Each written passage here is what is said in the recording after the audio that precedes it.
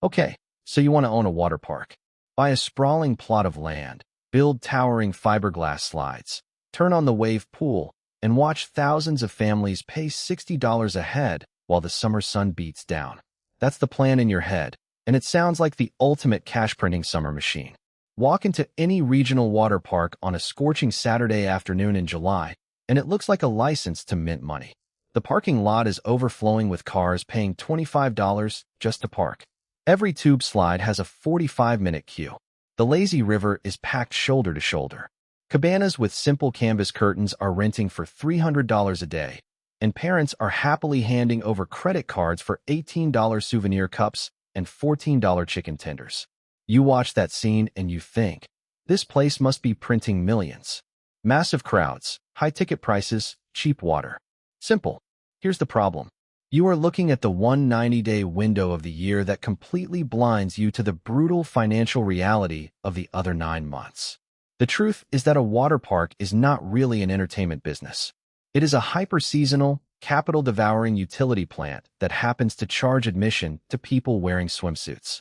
And the moment you understand that a water park must generate 100% of its annual operating revenue and debt service in roughly 80 to 100 operational days, while paying for massive fixed costs 365 days a year, everything about how water parks make money and how they quietly drown in debt starts to make total sense. Let's start with what it actually costs to turn on the water. Before a single drop touches a slide, you have to survive the capital development phase. Water parks are among the most expensive commercial entertainment assets on Earth per square foot. First is the land. A viable outdoor water park requires 15 to 40 acres of zoned commercial land to support slides, lazy rivers, filtration plants, parking lots, and administrative buildings. In a suburban growth corridor near a major metro area, acquiring and grading 25 acres of land easily consumes $3 million to $8 million. Then comes the water infrastructure, and this is where first-time operators face their first massive financial shock. A water park does not run on city tap pressure. You are essentially building a private municipal water treatment and pumping station. A standard mid-sized park holds between 1.5 million and 3 million gallons of water across its pools, basins, and rivers. Pumping that water through dozens of attractions requires massive commercial pump rooms, high-capacity industrial sand filtration systems, commercial chlorination and UV sterilization units, and miles of underground reinforced piping. Underground civil engineering, foundations, pool concrete basins, and mechanical pump rooms routinely cost between $8 million and $18 million before a single slide structure is erected. Then come the attractions. Modern water parks do not survive on basic pool slides. Consumers expect multi-rider raft vortexes, high-speed drop capsules, uphill water coasters, massive multi-level play structures with giant dumping buckets, and artificial wave pools. A single signature 4-person raft slide tower can cost $2 million to $5 million to purchase and install. A state-of-the-art pneumatic wave pool system adds another $3 million to $6 million. A 1,000-foot lazy river with propulsion jets runs $2 million to $4 million. Outfitting a modern mid-sized park with a competitive slide lineup easily tallies $12 million to $25 million in fiberglass, steel towers, and proprietary pump assemblies. Add concrete walkways, themed shade structures, locker systems, commercial kitchens, turnstiles, and pre-opening marketing, and developing a clean, mid-sized regional outdoor water park routinely demands $30 million to $60 million in upfront capital. Now, let's look at the core financial engine. How does a water park actually extract cash once the gates open? Most outsiders assume water parks live purely on the front gate ticket price. In reality, the ticket price is merely the cover charge to enter the real monetization ecosystem. The front gate pays to keep the filtration pumps running. The in-park spending creates the actual profit. The revenue engine rests on 4 distinct pillars: front gate and season passes, food and beverage, ancillary rentals, and retail/parking. The first pillar is front gate admission and season passes. Single-day general admission tickets typically range from $45 to $75. However, savvy operators rely heavily on season passes priced at $90 to $150. Why sell a season pass for the price of 2 visits? Because season pass sales are collected in March, April, and May, providing critical upfront working capital to fund spring maintenance, slide inspections, and staff onboarding before the park even opens. Furthermore, season pass holders rarely visit without buying food, renting lockers, or bringing paying friends. The second pillar, and the highest margin engine in the park, is food and beverage, F&B. After swimming and climbing slide towers for 3 hours in 90-degree heat, guests are captive, exhausted, dehydrated, and hungry. Because health codes and park rules strictly prohibit outside food and coolers, the park commands total monopoly pricing power. A $16 combo of a cheeseburger, frozen fries, and a fountain drink carries a direct food cost of roughly $2.50 to $3, delivering extraordinary gross margins of 80% to 85%. Fountain soda and refillable souvenir bottles deliver gross margins exceeding 90%. In a well-managed park, food and beverage generates 25% to 35% of total gross park revenue, functioning as the primary profit engine. The third pillar is high-yield ancillary rentals, cabanas, and lockers. Cabanas are quietly the single most profitable square footage in the entire park. A simple 10 by 10 wooden frame with fabric curtains for lounge chairs, a mini fridge, and dedicated food service costs roughly $5,000 to build. That same cabana rents for $200 to $450 per day throughout the summer. A bank of 30 cabanas at 80% occupancy over an 80-day season generates over $600,000 in virtually pure gross margin from a physical asset that costs almost nothing to maintain. Electronic lockers deliver a similar cash flow dynamic, charging $15 to $25 per day for digital keyless locker access, generating hundreds of thousands of dollars in high-margin cash with zero inventory cost. The fourth pillar is parking and retail. Charging $20 to $30 per car on a parking lot you already own is almost pure profit. Meanwhile, retail shops sell forgotten essentials, sunscreen, waterproof phone pouches, towels, flip-flops, and swim diapers, at 300% retail markups to desperate parents who forgot them at home. On paper, this sounds like an unstoppable cash machine.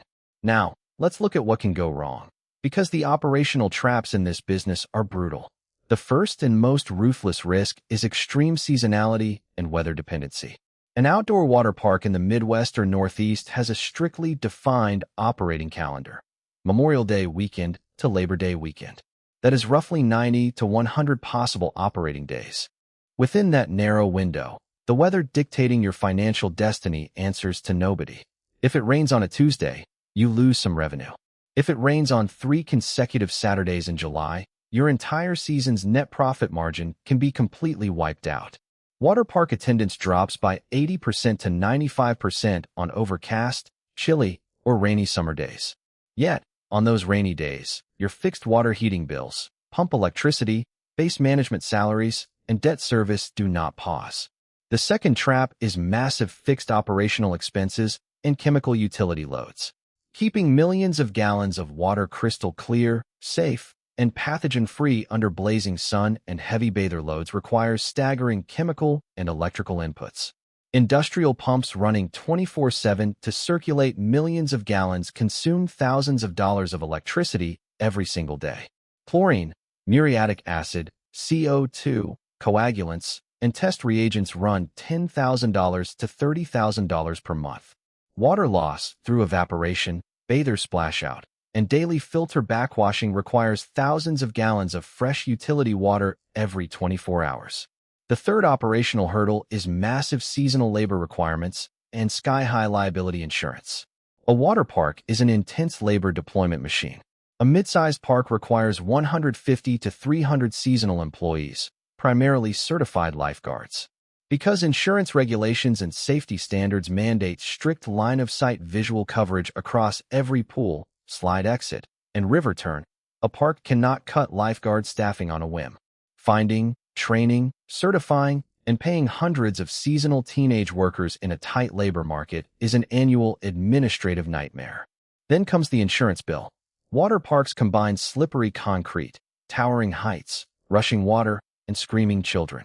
Commercial general liability, patron accident insurance, and property coverage for a regional water park routinely run between $250,000 and $600,000 every single year.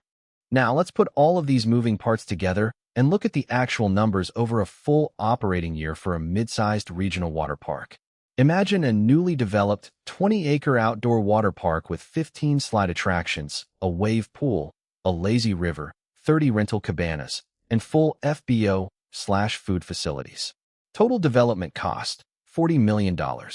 Financed with $15 million in equity and a $25 million commercial construction loan at 7.5% interest over 20 years.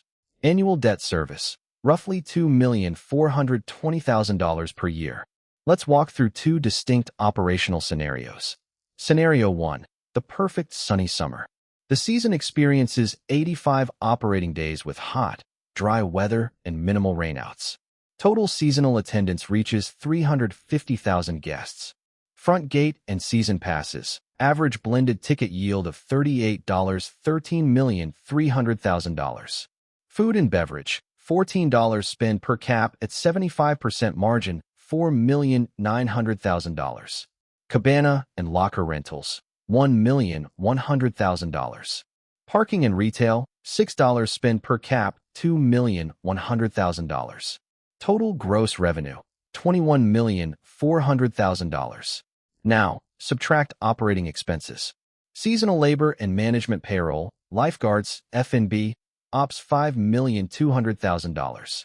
Cost of goods sold, F&B and retail, $1,650,000. Chemicals, water and power utilities, $1,850,000. Property taxes and municipal fees, $950,000. Liability insurance and safety audits, $450,000. Marketing and digital acquisition, $1,200,000. Facility maintenance and off-season winterization, $850,000. Mandatory capital replacement reserve, fiberglass and pumps, $1,200,000. Total operating expenses, $13,350,000. Net operating income, NOI $21,400,000 to $13,350,000 equals $8,050,000. Subtract the annual debt service, $8,050,000, NOI, $2,420,000, debt service, equals $5,630,000 pre-tax net cash flow.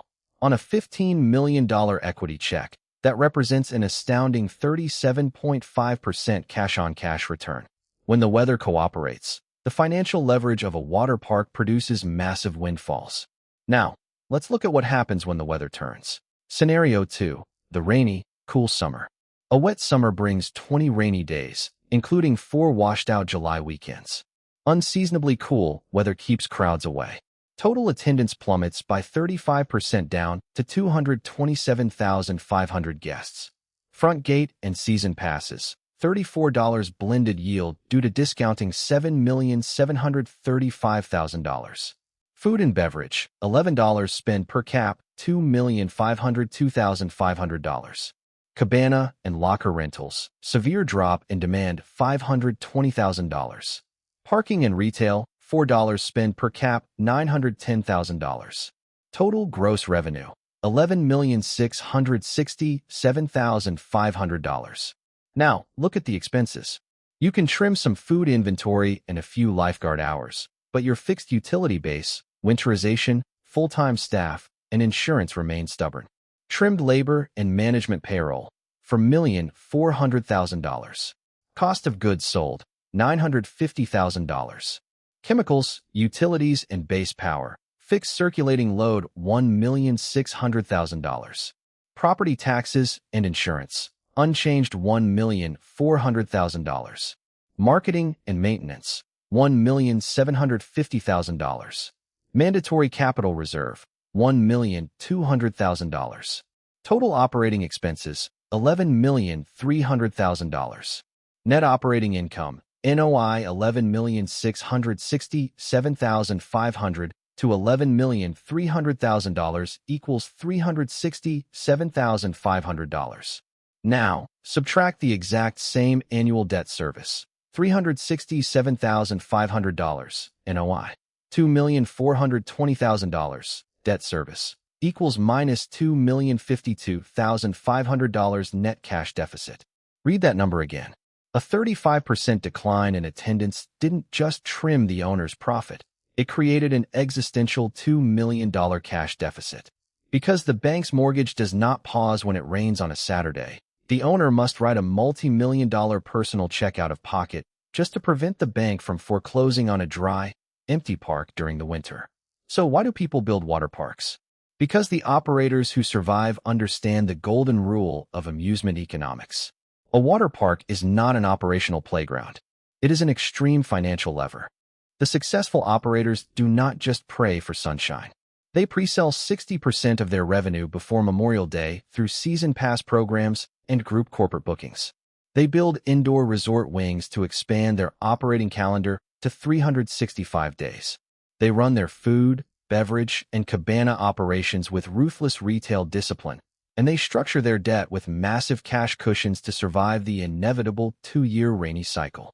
The roaring wave pool and the giant slides get families through the gate on a hot July afternoon.